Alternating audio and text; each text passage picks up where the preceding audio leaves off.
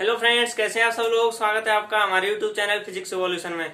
तो दोस्तों, पिछले लेक्चर में हम बात कर चुके थे अवकेंद्रीय बल तथा अवकेंद्रीय त्वरण के लिए। वहीं हमने बात की थी अवकेंद्रीय बल की, यानी कि वह भिन्न भिन्न स्थितियों में भिन्न भिन्न प्रकार का होता है। जैसे हमने बात की थी किसी भी इलेक्ट्रॉन का चक्रण प्रोटॉन के बाहरी कक्षाओं में हो रहा है, तो वहां पर जो बल की फॉर्म होती है वो कैसी होती है, आकर्षण कूलाम बल।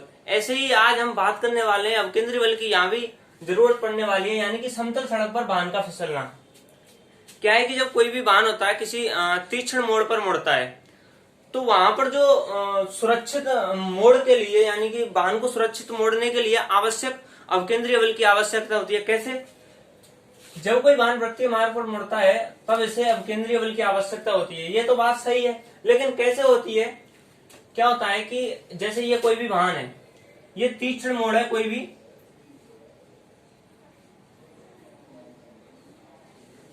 ये यहां से मुड़ा, तो ये जिस वेलोसिटी से आ रहा है, मान लो इसकी वेलोसिटी ज्यादा है कम है, तो इसकी वेलोसिटी कितनी होनी चाहिए जिससे कि ये यहां से सुरक्षित मुड़ जाए। ये ज्यादा वेलोसिटी से आ रहा है तो हो सकता है ये यहां से मुड़ने के कारण फिसल के सड़क से बाहर हो जाए। तो इसीलिए हम क्या है, ये एक कंडीशन आती है इसके लिए। क्या होता है, यदि जब घर्षण बल आवश्यक अवकेंद्रीय बल प्रदान कर देता है तो वाहन वृत्तीय पथ पर सुरक्षित मुड़ सकता है। यानी कि जो घर्षण बल है या तो वो ग्रेटर या इक्वल हो आवश्यक अवकेंद्रीय बल के, तो वाहन क्या है, सुरक्षित मुड़ सकता है।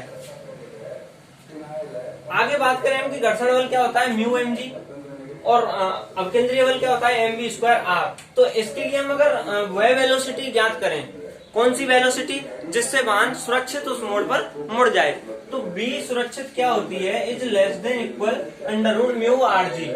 आगे हम बात करें इसके लिए, तो v सुरक्षित less than equal under root mu R G. तो ये जो वेलोसिटी होती है, ये क्या होती है, यह वाहन का वह अधिकतम वेग है, यानी कि वह मैक्सिमम वेग है। अगर इससे ज्यादा वेग हुआ तो जो वाहन है ये सड़क से फिसलकर बाहर हो जाएगा या पलट जाएगा, ये सड़क से बाहर चला जाएगा।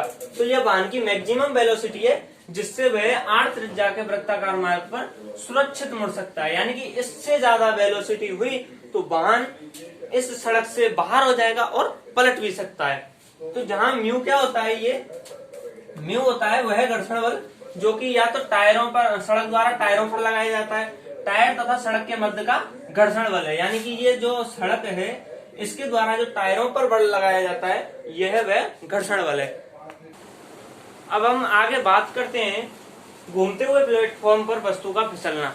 हमारी बात हो गई है किसी समतल सड़क पर वाहन के फिसलने की। अब बात करें हम आगे की, कोई भी घूमता हुआ प्लेटफॉर्म है, उस पर कोई भी वस्तु रखी हुई है उसके फिसलने के लिए। कैसे कि कोई भी घूमता हुआ प्लेटफॉर्म है, ऑब्वियस ही बात है, हम यहाँ बात करने वाले हैं कोणीय वेग की, यानी कि ओमेगा की।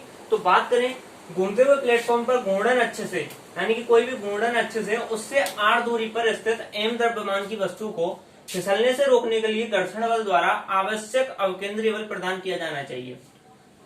ये तो बात है कि यहाँ हर बार बात होने वाली है अवकेंद्रीय बल की, यानी कि अगर आप वृत्ताकार गति की बात कर रहे हैं तो वहां अवकेंद्रीय बल की बात जरूर होगी, क्योंकि वृत्ताकार गति जो है अवकेंद्रीय बल के बिना संभव है ही नहीं। यानी कि कोई भी बल वहां कार्य करेगा वृत्ताकार गति में, तो वह बल कार्य करेगा कौन सा, अवकेंद्रीय बल। इसके लिए हम पिछले लेक्चर में बात कर चुके हैं। आगे बात करें हम अवकेंद्रीय बल इक्वल टू घर्षण बल, यानी कि अगर किसी वस्तु को किसी घूमते हुए प्लेटफॉर्म पर रखा है और उसे फिसलने से बचाना है, तो वहां पर अवकेंद्रीय बल इक्वल टू होना चाहिए घर्षण बल के। कैसे? अवकेंद्रीय बल होता है M R omega square is less than equal mu M G. यानी कि यहाँ पर जो घर्षण बल है वो पिछली कंडीशन के ही अनुसार ग्रेटर इक्वल होना चाहिए। तो ओमेगा मैक्स यानी कि जो कोणीय वेग होगा उसका जो अधिकतम मान होगा वो क्या आ गया, under root M G by R. तो इससे हमें क्या है, जो कोणीय वेग under root M G by R होता है, यह क्या होता है, यह घूर्णन का अधिकतम वह कोणीय वेग है जिसके कारण वस्तु क्या है, फिसल ना सके।